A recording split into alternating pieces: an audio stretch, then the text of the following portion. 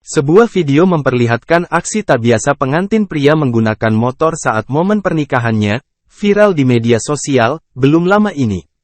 Pasalnya, pria yang melakukan aksi freestyle menggunakan motor jenis Thunder berwarna silver tersebut menjadi perhatian warganet karena melibatkan sang istri atau mempelai wanitanya. Dalam video yang beredar di media sosial salah satunya pada akun @jakartakeras yang menyadur dari @tasyanraf, memperlihatkan pria yang lengkap mengenakan pakaian pengantin itu, melakukan freestyle sambil mengecup dahi sang istri yang juga tampak mengenakan gaun pernikahan berwarna biru. Belum diketahui pasti aksi di luar nalar pasutri tersebut terjadi di mana.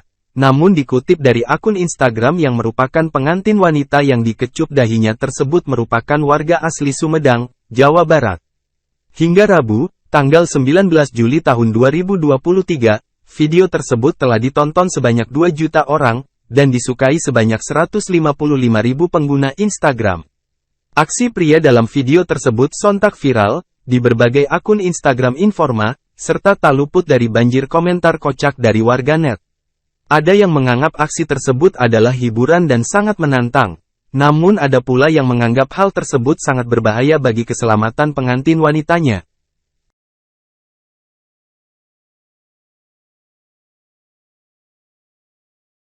Terima kasih sudah nonton, jangan lupa like, subscribe, dan share ya!